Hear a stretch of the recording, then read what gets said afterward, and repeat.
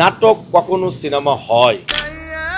আদৌ কি সবার স্বপ্ন পূরণ হয়? একটা নাটক কি একটা সিনেমার ডিউরেশনে হয়? এক নম্বর প্রশ্ন। গল্পটাকে সাজিয়ে দিলাম হাজারো রঙের ছন্দে। আপনার বিবেককে প্রশ্ন করেন। 2 নাম্বার, আমি যে এটা সিনেমা বানিয়েছি সেইটা যে সিনেমা করেছে সেও জানে, যারা অপপ্রচার করেছে তারাও জানে। আমি বদরুল, আমেরিকার নিউ ইয়র্ক সিটিতে বদরুল একটাই। কথা হলো রিলিজের 3-4 দিন আগে কেন এটাকে বেটিং দেওয়া হলো? এখানে অর্থ এবং স্বার্থ জড়িত ছিল। আপনারা যারা আমার সিনেমাটা রিলিজ হওয়ার আগে, ট্রেইলার আসার আগে অপপ্রচার শুরু করলেন, নাটক নাটক বলে চালিয়ে দিলেন,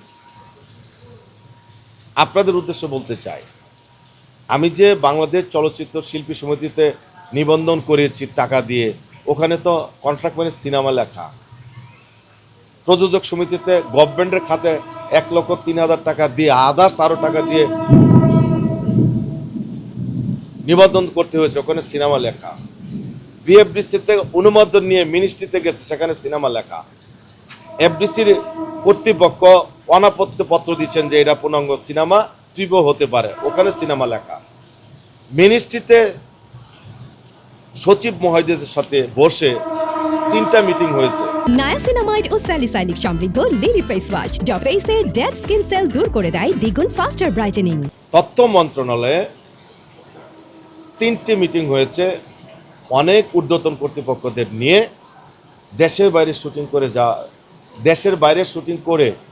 দেশের বাইরে শুটিং করতে যাব তার অনুমোদন নিয়ে, এবং তারা পুঙ্খানুপুঙ্খানুভাবে দেখে শুনে বুঝে তারপর আমেরিকাতে শুটিংয়ের অনুমোদন দিলেন। তখনও সিনেমা লেখা। এবং আমেরিকাতে শুটিং করে এসে বাংলাদেশে শুটিং করবো সেটাও আমি মিনিস্ট্রিতে জানিয়েছি।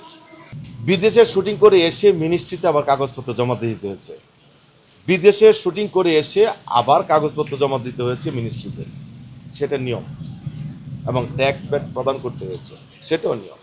তারপর বাংলাদেশে শুটিং করে দেন সেন্সর সার্টিফিকেশন বোর্ডে জমা দেওয়া হচ্ছে, তখনও সিনেমা লেখা, কন্ট্রাক্ট ম্যানেজ লেখা, এবং আনকাট সেন্সর হয়েছে এবং ট্রেইলার আনকাট। এতগুলো জায়গায় যেখানে সিনেমা লেখা, XYZ তাদের স্বার্থের জন্য, অর্থের জন্য যদি গোপনে আঘাত করে বলে যে এটা নাটককে সিনেমা বানানো হয়েছে, সেটা কি আদৌ উচিত হলো? নায়াসিনামাইড ও স্যালিসাইলিক সমৃদ্ধ লিলি ফেস ওয়াশ যা ফেসের ডেড স্কিন সেল দূর করে দেয় দ্বিগুণ ফাস্টার ব্রাইটেনিং।